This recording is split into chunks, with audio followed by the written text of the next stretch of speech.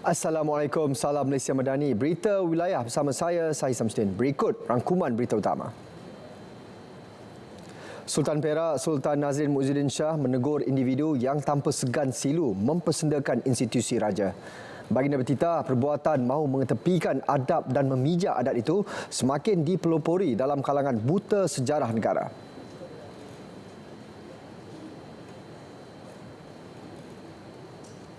Bahawa raja pemerintah yang bertakhta ialah simbol kedaulatan tanah air warisan Melayu.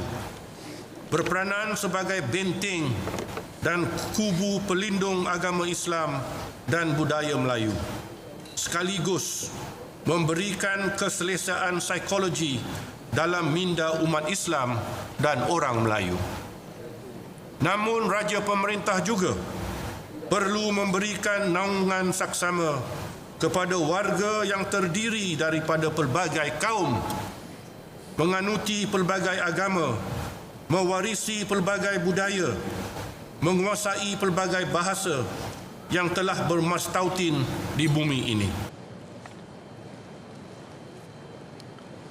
Sedar betapa penting masa bersama keluarga, semua agensi Kementerian Pelancongan, Seni dan Budaya MOTEK diarah menawarkan pakej istimewa kepada percutian keluarga. Perdana Menteri Datuk Seri Anwar Ibrahim memaklumkan ia termasuk pengusaha pelancongan seperti hotel dan inap desa, Persatuan Taman Tema dan Persatuan Peniaga. Inisiatif itu bersempena Bulan Keluarga Kebangsaan. Ia hasil kerjasama strategik Kementerian Pembangunan Wanita, Keluarga dan Masyarakat dan MOTEK. Perdana Menteri juga sarankan syarikat penerbangan untuk turut sama memberi pakej keluarga bagi mana-mana destinasi percutian keluarga. Sebagai sokongan kepada sambutan Bulan Keluarga Kebangsaan, Perbadanan Pembangunan Sumber Manusia HRD Corp akan meneruskan inisiatif pembiayaan khusus yang bertemakan pembangunan keluarga dan keibubapaan kepada pekerja menggunakan caruman levy majikan. Teks ucapan Perdana Menteri dibacakan isteri beliau, Datuk Seri Dr. Wan Azizah Wan Ismail pada majlis sambutan November Bulan Keluarga Kebangsaan 2024. Menyokong inisiatif ini dan mengharapkan lebih banyak majikan akan menghantar pekerja mereka menghadiri kursus-kursus pembangunan keluarga dan kemahiran keibubapaan. Tawaran ini dibuka sepanjang November. Selain itu, majikan yang melaksanakan hari keluarga dan aktiviti kekeluargaan di tempat kerja turut layak mendapatkan pelepasan cukai. Ini pula berhubung pelaksanaan gaji minimum baharu yang akan berkuat kuasa Februari tahun depan. Timbalan Menteri Sumber Manusia Datuk Seri Abdul Rahman Mohamad tegaskan tiada majikan terkecuali atau diberi kelonggaran. Kerajaan juga tidak akan berkompromi dengan majikan yang memberi alasan tidak mampu. Sebelum ini, media melaporkan 3 negeri tidak bersedia untuk melaksanakan gaji minimum RM1,700. Alasan diberikan, pertumbuhan ekonomi dan ekosistem perniagaan belum kukuh untuk menampung kenaikan sebanyak RM200. Suruhanjaya Komunikasi dan Multimedia MCMC berhak mengenakan syarat tambahan kepada syarikat U-Mobile Sdn Bhd U-Mobile sebelum syarikat itu menjadi pelaksana rangkaian 5G kedua negara. Menteri Komunikasi Fahmi Fadil berkata, syarat tambahan itu bagi memastikan tidak berlaku sebarang dominasi atau ketidakseimbangan, sekaligus mewujudkan persaingan sihat antara syarikat telekomunikasi.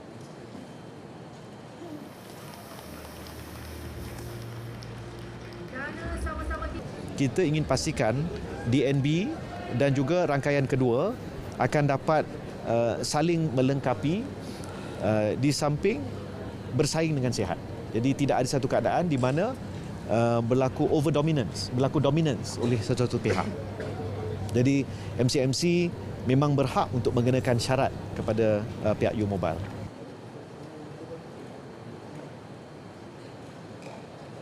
Satu konvensyen peringkat kebangsaan bakal diadakan pada suku pertama tahun hadapan bagi memperhalusi pelaksanaan dasar peluang kedua kepada syarikat. Ia bagi menyelamatkan syarikat berkaitan daripada bangkrut atau muflis. Dasar tersebut berdasarkan pentadbiran insolvensi yang berkesan melalui pengurusan dan penghasilan harta insolvensi yang cekap dan berkesan. Ini termasuk harta melibatkan syarikat yang digolong.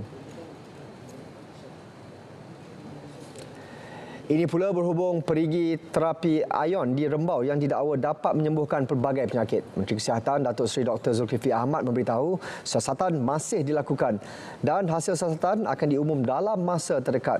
Kementerian Kesihatan sebelum ini telah maklumkan perhatian serius akan diambil terhadap isu berkenaan.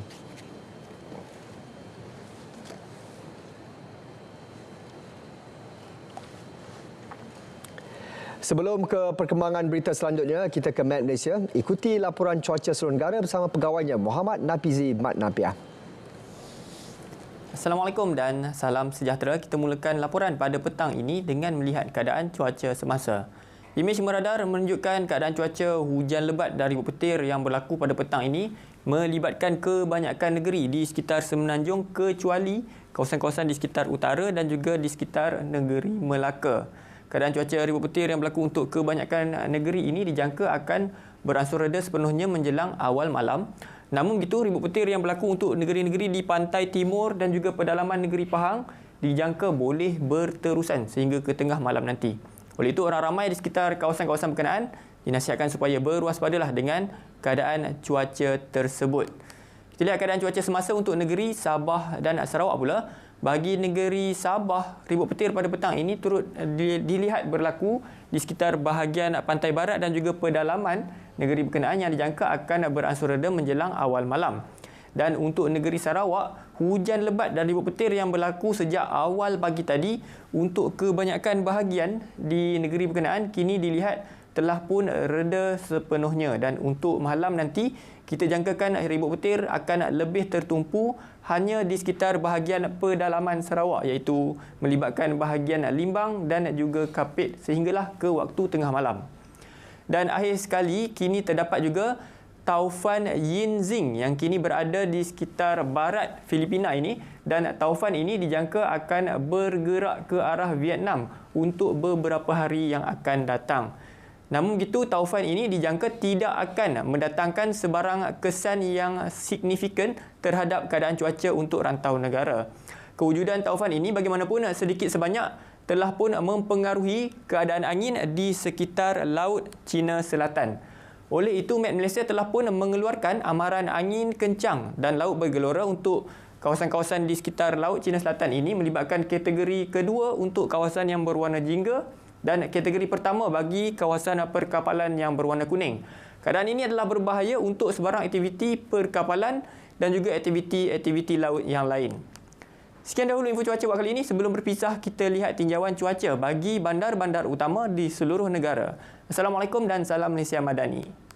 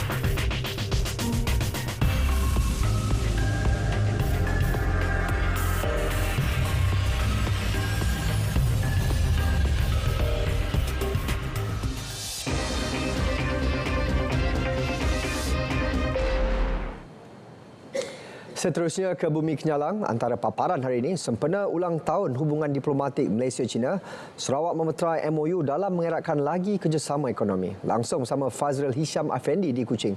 Silakan Fazril. Terima kasih Sahi. Sarawak telah memeterai memorandum persefahaman MOU bersama Sabah, Indonesia dan Brunei Darussalam dalam satu majlis anjuran Persatuan Persahabatan Sarawak-China SCFA di Kuching. MOU tersebut ditandatangani oleh Presiden SCFA Datuk Wee Kok Tiong, Presiden Persatuan Persahabatan Malaysia China Sabah Dr. Oh Ee Sun, Presiden Persatuan Persahabatan Brunei China Dr. Muhammad Firdaus Abdul Rahman dan Ketua Umum Persatuan Persahabatan Kalimantan Tiongkok Ibu Octavia.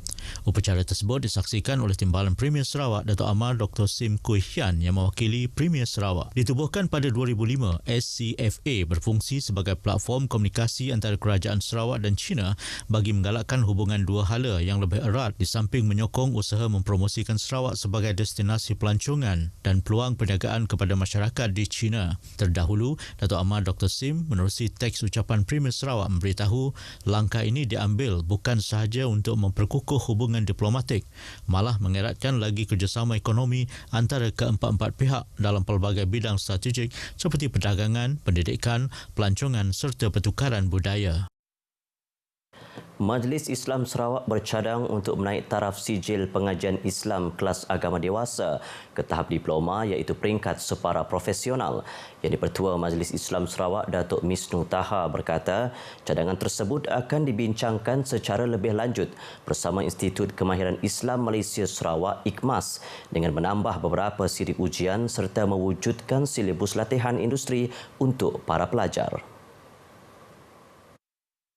Katanya untuk langkah ke hadapan, Majlis Islam Sarawak berusaha bersama IKMAS untuk mendengar sama ada sijil ini boleh sampai ke tahap diploma. Beliau berkata demikian ketika berucap menyempurnakan Majlis Convocation Sijil Pengajian Islam Kelas Agama Dewasa Majlis Islam Sarawak sesi 2022 dan 2023 di Auditorium Pusat Informasi Islamik Kuching. Sementara itu, Pengarah Jabatan Agama Islam Sarawak JAIS, Mu'al Saud dalam ucapannya memaklumkan bahawa seramai 21 orang pelajar telah mengikuti kelas agama dewasa Majlis Islam Sarawak sesi 2022 di Kuching, manakala sesi 2023 meningkat kepada 242 orang pelajar pelbagai peringkat umur di seluruh Sarawak. Tambah beliau, pada tahun ini pula seramai 263 orang pelajar telah menyertainya, yang mana 48 orang di bawah kategori sijil penyertaan kelas agama dewasa dan 225 orang lagi kategori sijil pengajian Islam.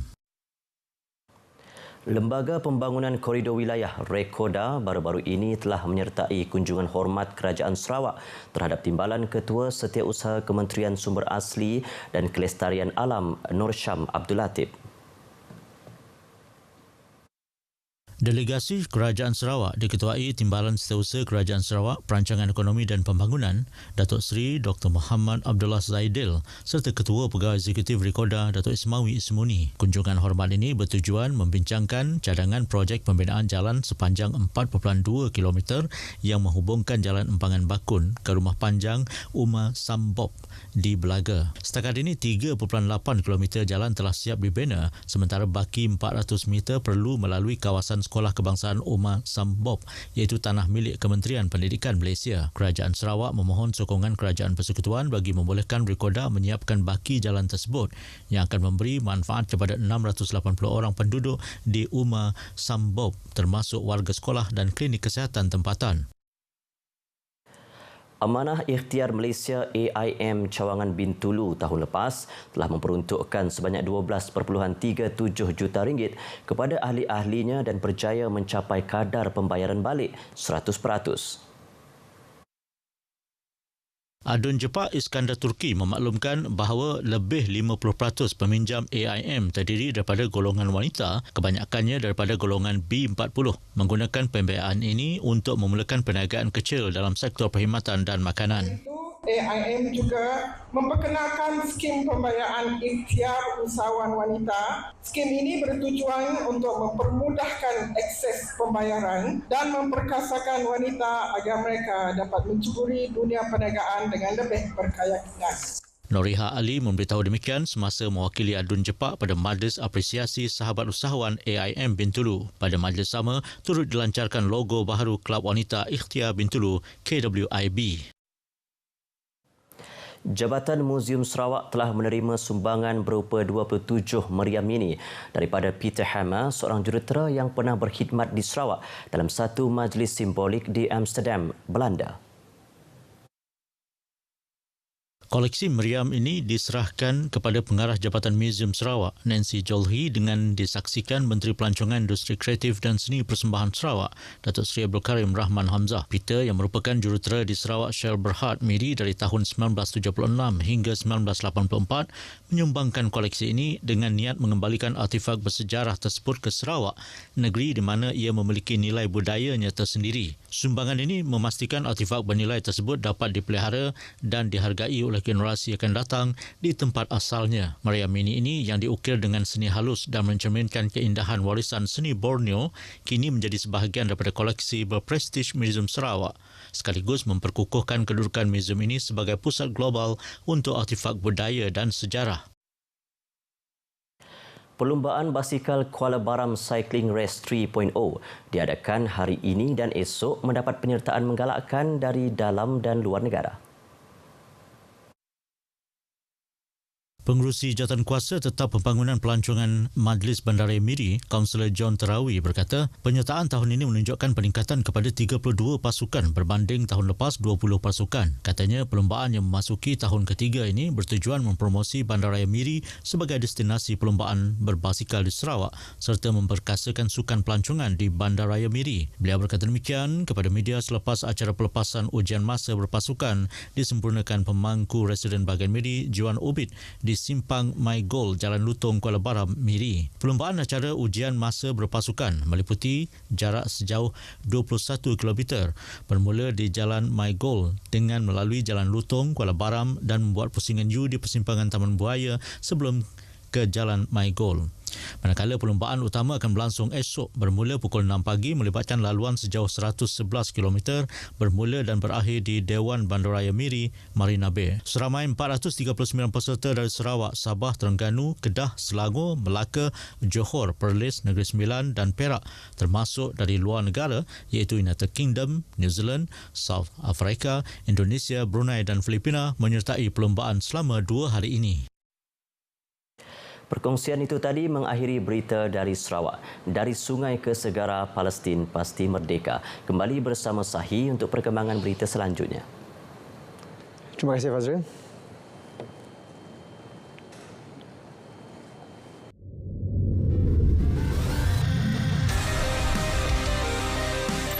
Orang asli dalam banyak ikhtiar telah diumumkan. Tapi peruntukan ditambah menjadi 380 juta ringgit untuk menaikkan taraf hidup mereka. Ini termasuk ladang orang asli.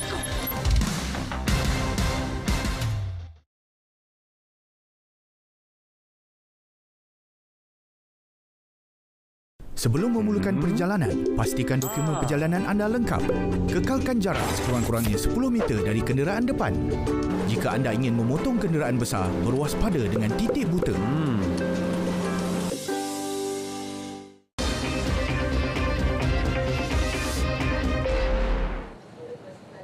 Warga Kementerian Kerja Raya perlu proaktif dalam melaksanakan tanggungjawab diamanahkan. Laporannya bersama Soran Shah di Kota Kinabalu. Silakan Soran.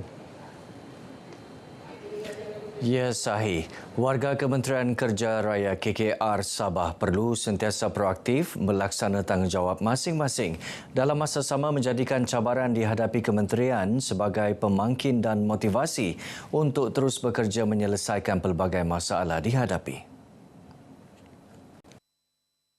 Menteri Kerja Raya Datuk Insinyur Syahelmi Yahya berkata, semua jabatan di bawah Kementerian Kerja Raya KKR perlu sentiasa memantau kerja dan kerap turun ke lapangan bagi melihat keadaan kemudahan infrastruktur sedia ada. Ia bagi memberi maklum balas segera kepada setiap aduan yang diterima. Terutama jalan raya dan bekalan air lah yang mana kita menerima aduan setiap hari. Sama ada jalan berlubang, lampu jalan mati, gangguan bekalan air, atau paip pembentungan yang tersumbat. Jadi setiap jabatan juga mempunyai K-line mereka. Beliau yang juga timbalan Ketua Menteri ditemui media selepas Majlis Apresiasi dan Amanat KKR tahun 2024. Dalam perkembangan berkaitan, Dato' Syahelmi turut menekankan kepentingan nilai integriti yang menjadi landasan tindakan dan keputusan kementerian. Tegasnya, kerajaan dan kementerian tidak akan berkompromi dengan sebarang tindakan yang boleh menjejaskan imej dan kepercayaan rakyat terhadap kementerian dan seluruh jabatan. Dalam majlis ini, 3 warga kerja KKR Sabah menerima anugerah perkhidmatan cemerlang APC bagi tahun 2023. Hormati Sabah dan jangan jadikan Sabah sebagai makmal politik di negara ini. Perkara itu dinyatakan Timbalan Presiden Parti Gagasan Rakyat Sabah, Gagasan Rakyat, Datuk Seri Panglima Masidi Manjun. What I'm saying is, please respect Sabahan. I think for all the contribution that we're making to the country, especially in terms of wealth, the oil, I think we deserve to be not just being a place to experiment with politics. In fact, this should actually help us. Dato' Masidi menyatakan demikian kepada pemberita selepas merasmikan Persidangan Agung Tahunan 2024 Pergerakan Wanita, Pemuda dan Beliawanis Gagasan Rakyat. Terdahulu dalam ucapannya, beliau mengajak semua ahli parti membina kekuatan dalaman parti tanpa bergantung sokongan yang dipinjamkan oleh parti lain yang boleh menjadi perangkap dan boleh ditarik balik pada bila-bila masa. Beliau turut mengingatkan semua ahli ketiga-tiga sayap parti agar tidak leka ketika berada di puncak kuasa, sebaliknya memberi sokongan padu kepada kepimpinan Gagasan Rakyat dan mempertahankan mereka yang sering diserang di media sosial. Jelas Dato' Masidi, perjuangan dalam Gagasan Rakyat bukan hanya persediaan untuk menghadapi pilihan raya akan datang, tetapi juga memastikan Sabah yang ditadbir oleh kerajaan masa kini mampu maju ke hadapan mengikut landasan yang betul. Kes rasuah melibatkan penjawat awam perlu ditangani dengan cekap agar kepercayaan masyarakat terhadap penjawat awam tidak terhakis sepenuhnya. Dalam masa sama, golongan penjawat awam perlu mengamalkan integriti tinggi dalam setiap tugasan yang diamanahkan. Ketua Pesuruhjaya Suruhanjaya Pencegahan Rasuah Malaysia SPRM Tan Sri Azam Baki berkata 43.4% bersamaan 547 individu ditahan akibat rasuah membabitkan golongan penjawat awam. Jumlah itu melibatkan tangkapan bagi tempoh Januari hingga Oktober tahun ini.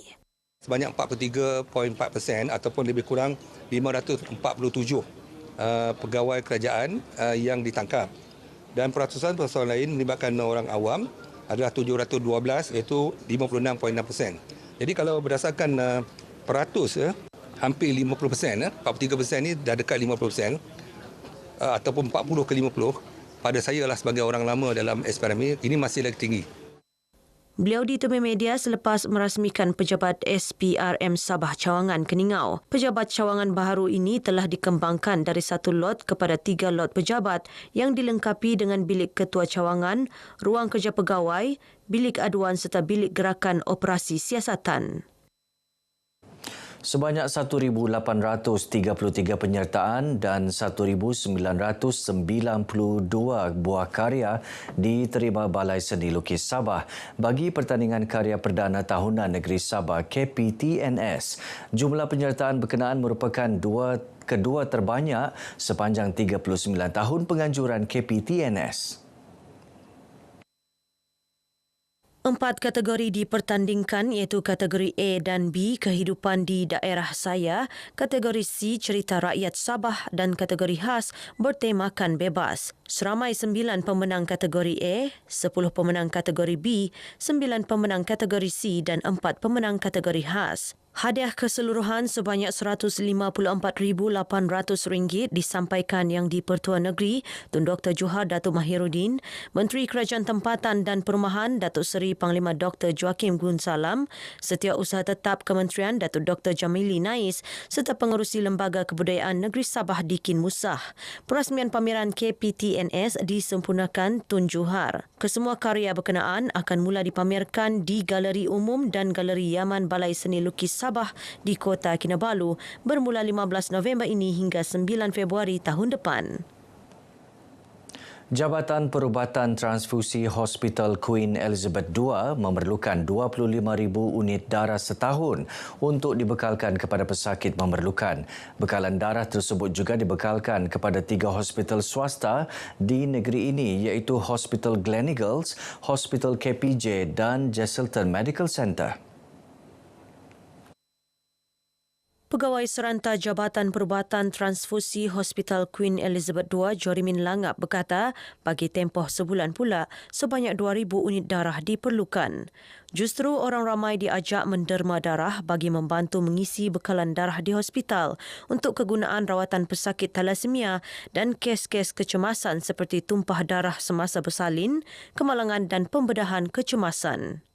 Saranan saya kepada para orang ramai lah kan, untuk yang belum pernah menderma darah, datang saja untuk derma darah. Sebenarnya derma darah ini adalah satu lebih bagus untuk kesehatan lah, dan yang keduanya kita boleh menyelamatkan pesakit yang memerlukan darah. Dalam satu unit darah tu kita boleh menyelamatkan ataupun kita boleh membantu 3 pesakit yang perlu. Beliau ditemui RTM dalam kempen derma darah sempena Persidangan Agung tahunan 2024 Pergerakan Wanita, Pemuda dan Beliawanis Parti Gagasan Rakyat Sabah. Festival Sandakan antara wadah meningkatkan semangat kekeluargaan dalam kalangan masyarakat. Presiden Majlis Perbandaran Sandakan MPS Henry Idol berkata ia dapat dilihat penyertaan pelbagai lapisan masyarakat dalam aktiviti dan pengisian festival berkenaan. Konsepnya kita ingin merasakan seluruh penduduk daerah Sandakan untuk sama-sama merasakan kekeluargaan di Sandakan ini, supaya semangat ini dapat kita gembeling di dalam apa juga usaha agar apa juga aktiviti MPS. Beliau ditemui pemberita selepas menyempurnakan pelepasan larian fun run sempena festival berkenaan. Festival kali ini disertai seramai 300 peserta. Dalam pada itu, Henry berharap lebih ramai warga daerah Sandakan akan mengambil bahagian dalam festival akan datang. Pihak yang berminat untuk menyumbang atau menjadi sebahagian daripada pemilik Sabah FC boleh mengemukakan hasrat mereka kepada pengurusan Persatuan Bola Sepak Sabah SAFA. Presiden SAFA, Datuk Shah Helmi Yahya bagaimanapun berkata mereka perlu memenuhi syarat atau kriteria yang ditetapkan Persatuan Bola Sepak Malaysia FAM dan Liga Bola Sepak Malaysia MFL. Menurutnya, sehingga kini SAFA tidak menerima sebarang tawaran rasmi atau berkomunikasi secara rasmi dengan mana-mana pihak berhubung dakwaan sebuah syarikat yang memaklumkan telah menerima pelawaan pembelian saham Sabah FC selain membiayai keperluan kelengkapan dan prasarana untuk meningkatkan kualiti serta mutu pemain pasukan berkenaan. Jelasnya, beliau dimaklumkan pihak terbabit ada berjumpa dengan timbalan Presiden SAFA, Datuk Seri Dr. Rudi Awah, bagaimanapun ia bukannya berkaitan tawaran berkenaan. Pihak-pihak yang berminat untuk menyumbang atau menjadi sebahagian kepada pemilik Sabah FC, mereka boleh tampil ke hadapan, tetapi perlu melalui semua syarat-syarat atau kriteria yang ditetapkan oleh FAM dan juga MFL. Ya, bukan seperti hanya suka-suka menyebut berminat dan selepas itu menggunakan nama-nama presiden, nama-nama Ketua Menteri dan sebagainya. Khamis lalu, Datuk Syelmi menerusi satu kenyataan menjelaskan SAFA menafikan telah mengadakan rundingan dengan mana-mana pihak yang mendakwa menerima tawaran penjualan saham Kelab Liga Super Sabah FC. Baik saudara, sekian perkongsian dari Negeri di Bawah Bayu. Kembali bersama Sahi untuk lebih banyak perkembangan semasa dalam negara. Dari sungai hingga segara, Palestin pasti merdeka. Silakan Sahi. Baik Soren, terima kasih.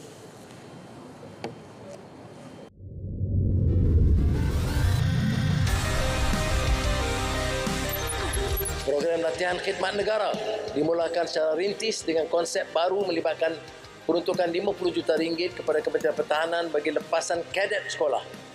PDRM dan agensi beruniform lain turut terlibat menjayakan PLKN 3.0 menggunakan prasarana sedia ada dengan kerjasama Akademi Kenegaraan. Program rakan muda diperuntukkan RM25 juta. untuk terus menjadi wadah pembinaan potensi dan identiti belia berjati diri.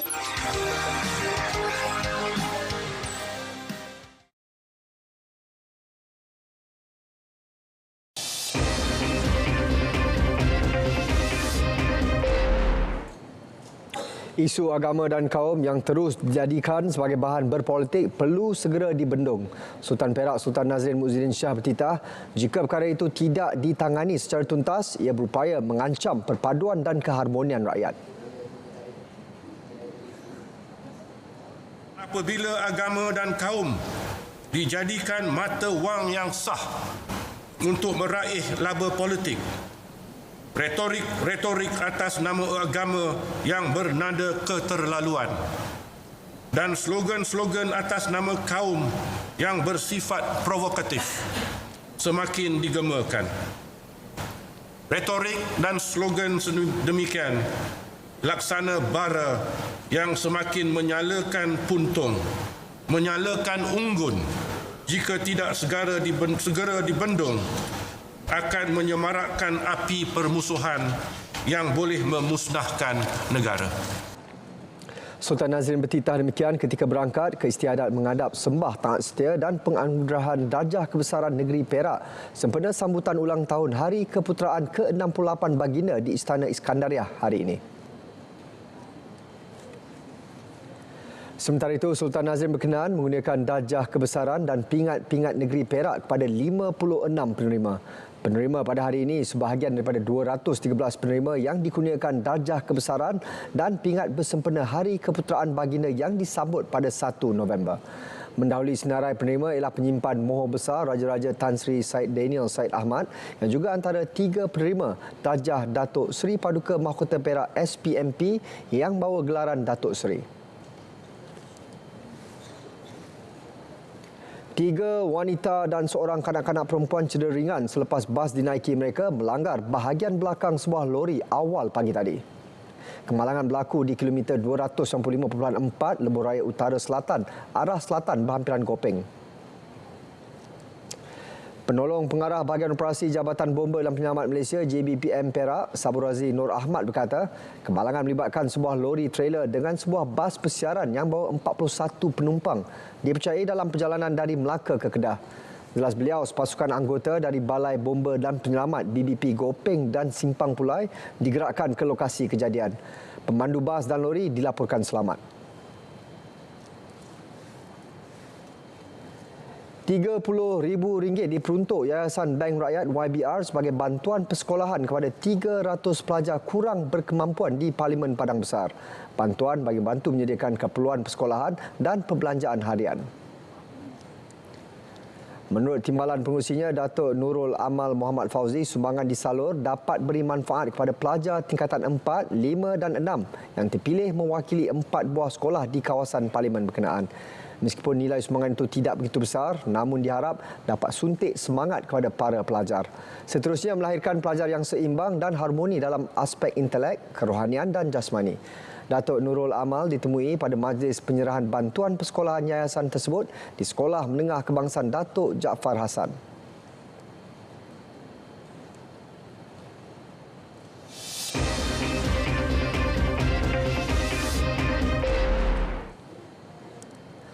Lebih 230,000 pengunjung disasar hadir memeriahkan sambutan 2 tahun Kerajaan Madani yang bakal berlangsung 22 hingga 24 November ini di Pusat Konvensyen Kuala Lumpur KLCC.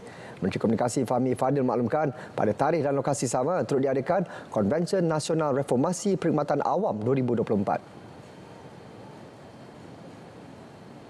Dan dari segi pengisian akan disampaikan maklumat mengenai status pelaksanaan agenda reformasi perkhidmatan awam. Akan diadakan pengumuman deklarasi Kuala Lumpur, tekad bersama perkhidmatan awam Malaysia serta beberapa perkara yang lain. Jadi ada program 2 tahun Kerajaan Madani bersekali dengan Konvensyen Nasional Reformasi Perkhidmatan Awam tahun 2024. Inisiatif berterusan kerajaan dalam menganjurkan pelbagai aktiviti kekeluargaan berjaya menarik minat negara lain untuk berkolaborasi dengan Malaysia. Ia dapat dilihat menerusi hasil dapatan Indeks Kesejahteraan Keluarga IKK 2022 yang mencatatkan peningkatan skor berbanding sebelumnya. Singapura menjadi negara pertama yang ingin menyertai kolaborasi tersebut.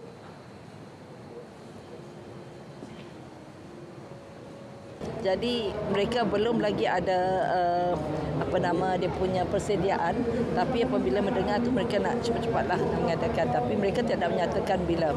Cuma yang kita tahu Singapura insya-Allah, malah kita punya agreement itu kita sudah hantar kepada AG dan insya-Allah sebelum akhir tahun ini.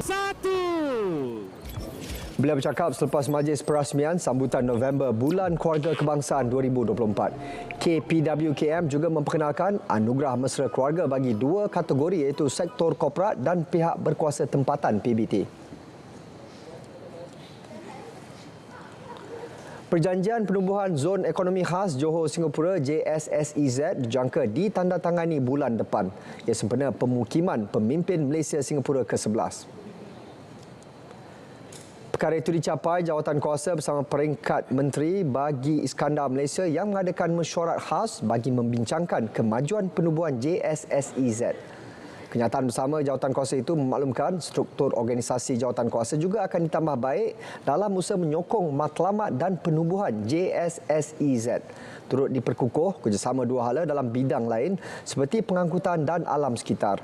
Jawatankuasa juga berharap dapat bersidang semula pada separuh pertama 2025 untuk mengekalkan momentum positif kerjasama 2 hala. Mesyuarat itu dipengerusikan bersama Menteri Ekonomi Rafizi Ramli dan Menteri Pembangunan Negara Singapura Desmond Lee. Pelaksanaan skim harga maksimum musim perayaan SHMMP Deepavali 2024 lancar dengan majoriti peniaga mematuhi perundangan harga maksimum yang dikuatkuasakan. Ketua Pengarah Penguatkuasa Kementerian Dalam Negeri dan Kos Sara Hidup KPDN, Datuk Azman Adam berkata, sepanjang tempoh pelaksanaan, 3,887 pemeriksaan telah dijalankan ke atas premis perniagaan di seluruh negara. Ia merangkumi 61 pemeriksaan ke atas premis pengeluar dan borong serta 3,826 pemeriksaan premis runjit. Daripada pemeriksaan itu, 66 kes telah dihasilkan. Menurut beliau, KPDN juga tidak menerima sebarang aduan semasa pelaksanaan SHMMP Deepavali 2024. KPDN merakamkan penghargaan kepada pihak industri dan keseluruhan peniaga atas komitmen serta kerjasama dalam menjayakan pelaksanaan skim berkenaan. Dewan Bandaraya Kuala Lumpur DBKL hari ini mengarahkan pihak perunding tapak pembinaan kondominium J-Setin menghentikan segala kerja pembinaan susulan terdapat keretakan pada struktur shear wall, tiang dan lantai unit di tingkat 8 dan ke atas kondominium tersebut. Ia hasil siasatan terhadap aduan diterima daripada penduduk berhampiran berkaitan berlakunya letupan di tapak itu pada 7 November lepas. Satu notis bawah Seksyen 70B Kurungan 2 Akta Jalan, Parit dan Bangunan 1974 dalam Kurungan Akta 133 telah dikeluarkan stop work order oleh DBKL kepada pihak perunding serta mengarahkan supaya tindakan diambil. DBKL turut mengarahkan pihak perunding supaya melantik jurutera bebas bagi menjalankan pemeriksaan integriti struktur keseluruhan pembangunan J-Setin dan mengemukakan laporan hasil daripada pemeriksaan integriti struktur.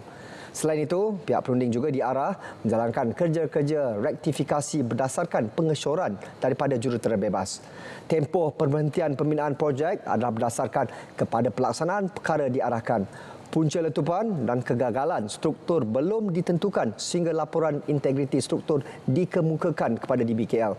Orang awam dinasihat agar tidak membuat sebarang spekulasi dan mengeluarkan kenyataan tidak berasas khususnya melalui saluran media sosial.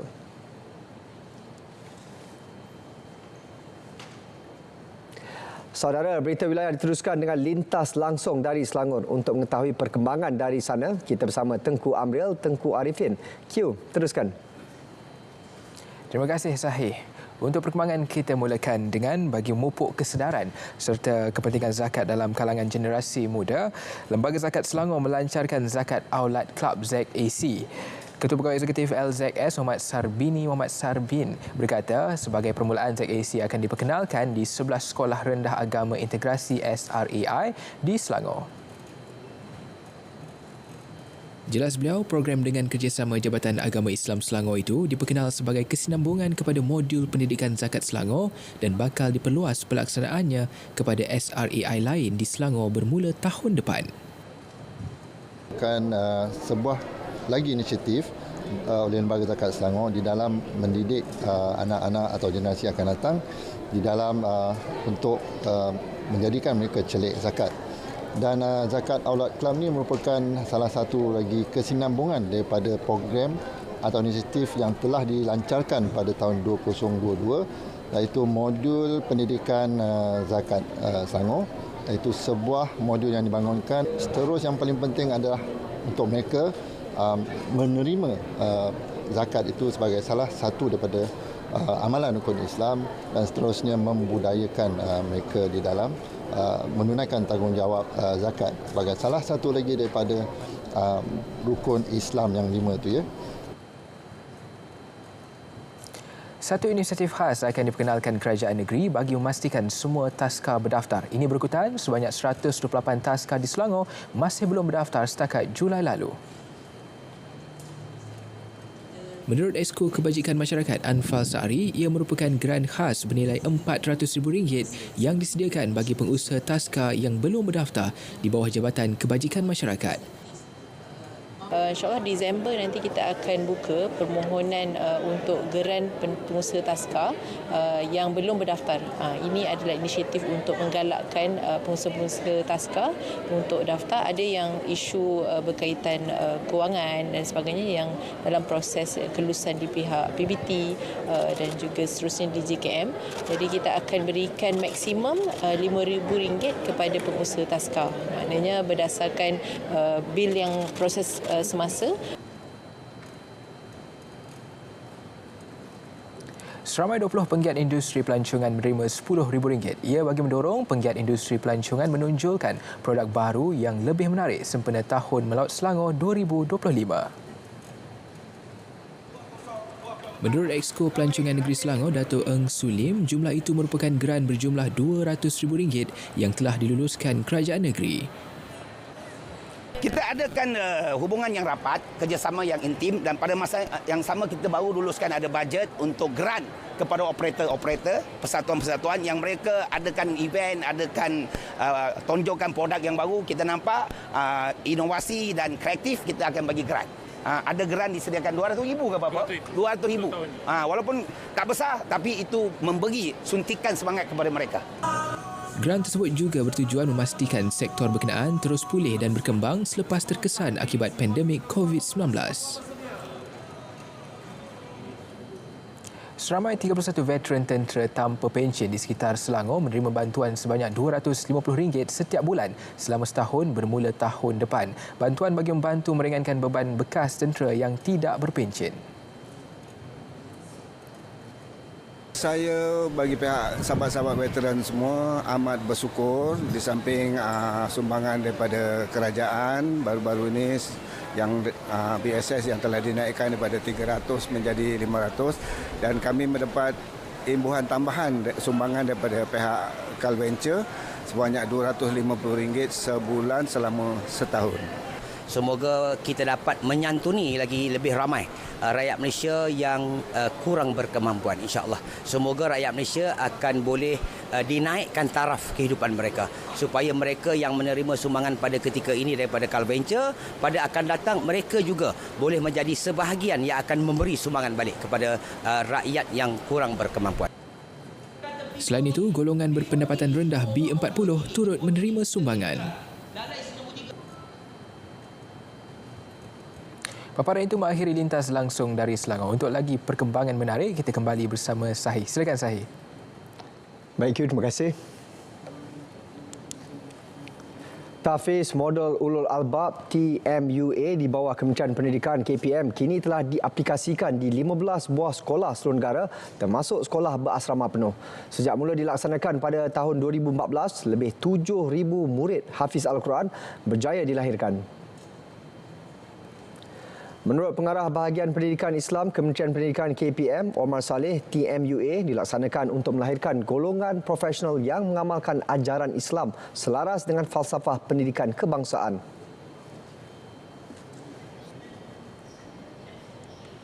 Mereka ini akan menggunakan kurikulum kebangsaan yang disepadukan antara kurikulum perdana dengan kurikulum tahfiz yang kita namakan KBT, kurikulum bersepadu tahfiz. Jadi murid-murid kita ini dia belajar kurikulum biasa dan dalam masa yang sama mereka akan menghafal Quran 30 juzuk.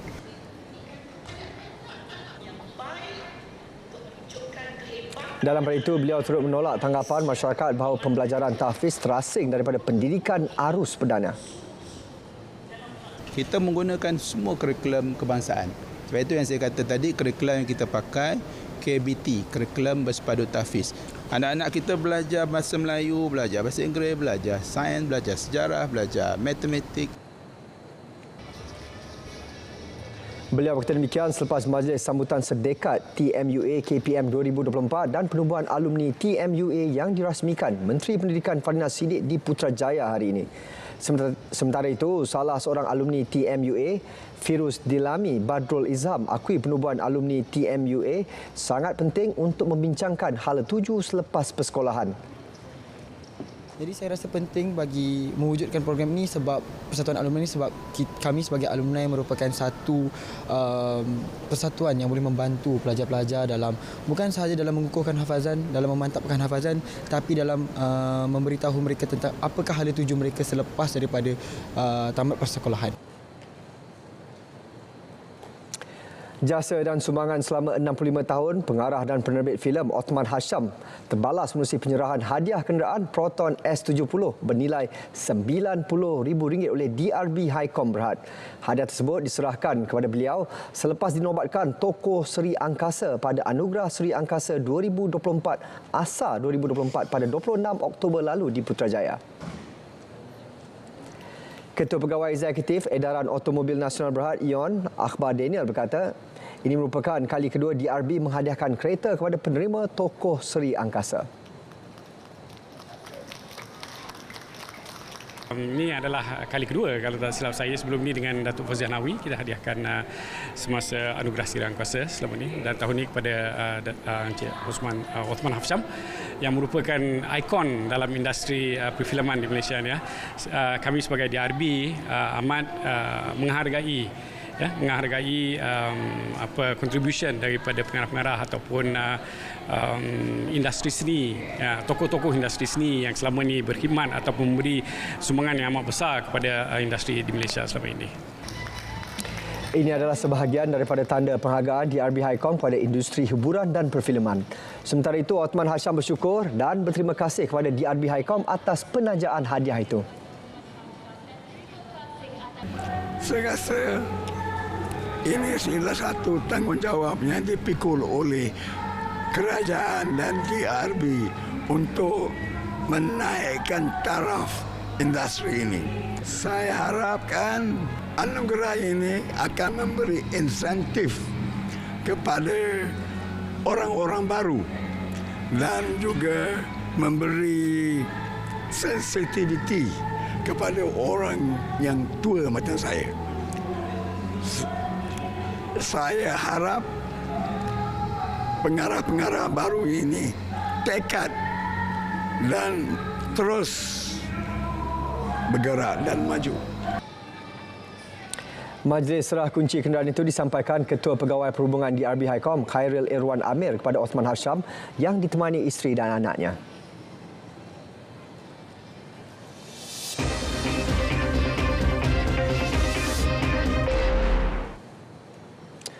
Dua rakyat Malaysia yang terpedaya dengan sindiket penipuan pekerjaan di Kemboja berjaya dibawa pulang. Perkara itu dimaklumkan Menteri di Jabatan Perdana Menteri, Undang-Undang dan Reformasi Institusi Datuk Seri Azalina Othman. Saya berhubung dengan Wisma Putra dan kemudian saya dapat maklumat mereka ni nanti dia orang cerita sendirilah. Dan saya pun dimaklumkan bahawa proses nak bawa dia orang balik ni memakan masa. Yang saya pun agak terperanjat kenapa bila dah selamatkan hantar balik pun mahal. Mahal tu satu hal. Kenapa nak hantar balik pun susah. Itu sebab saya panggil Duta Laos jumpa saya. Cambodia jumpa saya, bincang. Dan Alhamdulillah dalam masa seminggu mereka selesaikan. Muhammad Sopi Khairul Fazila dan Nur Azlin Zulkifli diperdaya apabila tidak dibayar gaji sejak mula bekerja di Kemboja pada April. Mereka turut ditahan Imigresen Kemboja dalam serbuan di tempat kerja sebelum ditempatkan di depoh imigresen selama 2 bulan.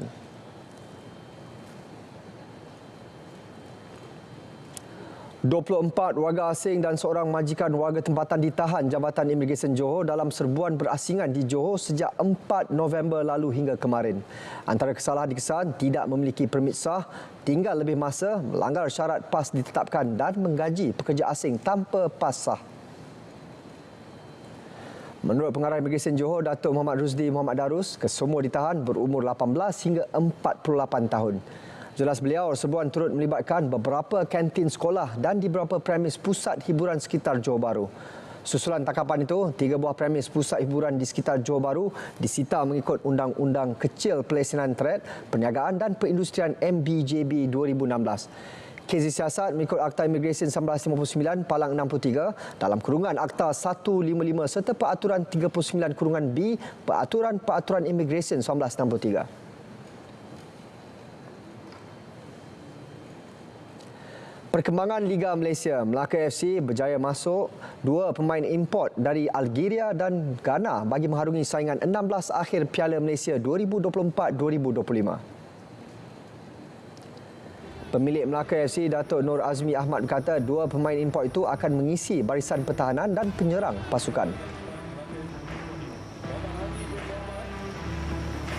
Saya tengok tahun ni punya tim berbeza dengan tahun depan. Saya tengok komitmen player, termasuk player yang datang pun ada player yang di luar. Cuma kita tetap mengekalkan SOP kita 10 pemain daripada negeri Melaka kekal dalam skuad tersebut. Okey, kita ada 2 yang kekal sekarang AFL dan kita ada mohon lagi 2 import untuk Piala Malaysia. Dan 2 import tu akan datang saya rasa hari Senin ni.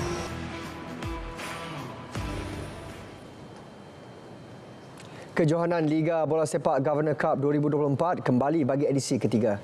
Pada edisi kali ini, 12 pasukan berentap memburu gelaran kejohanan yang membuka tirainya hari ini, manakala saingan akhir dijangka berlangsung pertengahan Januari 2025. Menurut pengerusi pertandingan, Datuk Nur Azmi Ahmad, selain kejohanan tersebut, turut berlangsung Liga Bola Jaring Piala Toh Puan edisi kedua yang mendapat penyertaan 12 pasukan.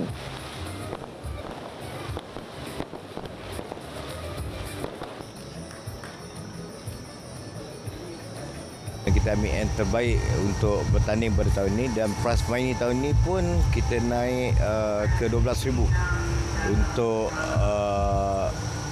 bola sepak Piala Governor dan juga untuk bola jaring juga 12 pasukan dengan prize money 3,500 untuk champion dan kita insyaAllah edisi yang ketiga dan kedua ni kita akan mempercepatkan lagi. Cuma bola jaring dulu kita main di Taman Seri Bunga, sekarang kita telah balik kepada Dewan. Mungkin dia akan bermain pada Sabtu dan hari Ahad, bermula pada bulan 12 dan bola sepak akan bermula esok kerana dia melibatkan 2 bulan setengah.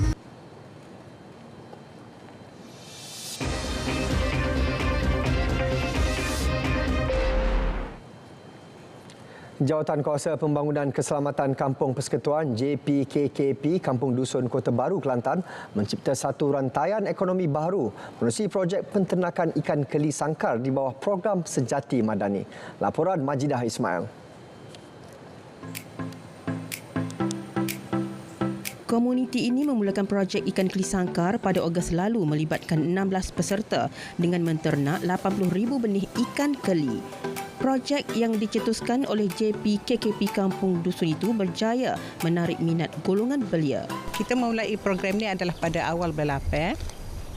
Sekarang ni sudah boleh menampakkan hasil lah untuk jualan. Untuk 2-3 hari ini saya dah mengeluarkan 100 kilo ikan keli dan ada lagi tepahan-tepahannya. Ada tepahan dah orang booking dah. Setiap peserta projek mempunyai tugasan tersendiri serta jadual masing-masing dalam menguruskan projek ternakan ikan keli. Malah bagi memastikan hasil yang berkualiti serta projek berjalan dengan lancar, setiap peserta bersama dengan komuniti membantu memelihara ikan keli tersebut. Dari segi pendapat saya tu automatik ada diberi allowance apa semua kan. Tapi kita pengalaman tu penting. Pasal kita tak buat kerja-kerja macam ikan keli. Bersyukurlah kita. Menambah pendapatan, pengalaman. Menurut tak pernah kita buat lagi. Umur 50 baru diperlukan. Alhamdulillah. Peserta turut mendapat bimbingan dalam aspek pengurusan ternakan. Juga diajar cara penentuan grade ikan, pemakanan serta cara mempelbagaikan pendapatan. Setakat ini beberapa produk berasaskan ikan keli telah dipasarkan peserta, antaranya ikan keli berempah dan ikan keli garam kunyit. Bila dia mari sini, dia belajar, sekarang ni dia mengenal ikan keli. Bahawasanya ikan keli ni inilah cara ikan keli sebenarnya. Sekarang ni peserta sudah 3 bulan dah buat ternak ikan ada peningkatan pada peserta. Terima kasih banyak dengan adanya peluang ini, di samping mendapat kemahiran baru untuk saya dan juga menambah pendapatan untuk penduduk di sekitar JPKKP Kampung Dusun lah. Berikutan permintaan tinggi dalam kalangan peniaga, peraih dan peruncit, JKKP Kampung Dusun berhasrat menambah benih ikan keli. Bukan hanya meningkatkan hasil pendapatan dan mewujudkan peluang pekerjaan, malah inisiatif ini juga memberi peluang kepada penduduk menimba ilmu pengetahuan dalam industri pertanian dan makanan. Majidah Ismail, RTM. Tertarik dengan janji keuntungan RM287,000, seorang lelaki kerugian RM120,000 setelah menyertai skim pelaburan tidak wujud. Ketua Polis Daerah Kuala Terengganu ACP Azli Muhammad Nur berkata, lelaki berusia 28 tahun itu ditipu dalam urusan pelaburan atas nama syarikat PT Andalan Trustee Global secara bersemuka sejak April 2023. Mangsa telah menyerahkan wang sebanyak RM138,000 menggunakan duit pinjaman peribadi sebagai modal untuk pelaburan itu. Pada awalnya, mangsa telah mendapat semula wang sebanyak RM18,000 namun tidak meraih keuntungan seperti dijanjikan, iaitu RM286,800. Mangsa berasa terpedaya membuat laporan polis di Balai Polis Kuala Terengganu. Kes disiasat bawah Seksyen 420 Kanun Keseksaan.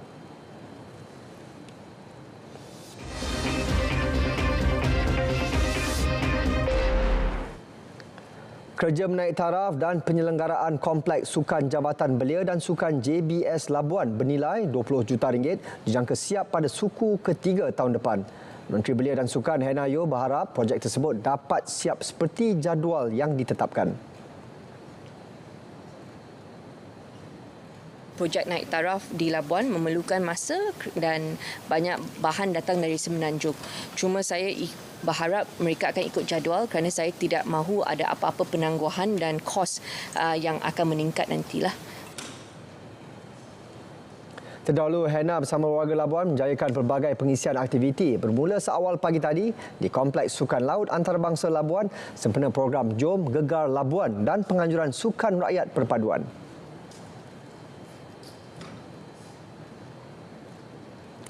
Sekian berita wilayah dari Sungai ke Segara Palestin Pasti Merdeka. Saya Sahih Samsudin. Assalamualaikum. Salam Malaysia Madani.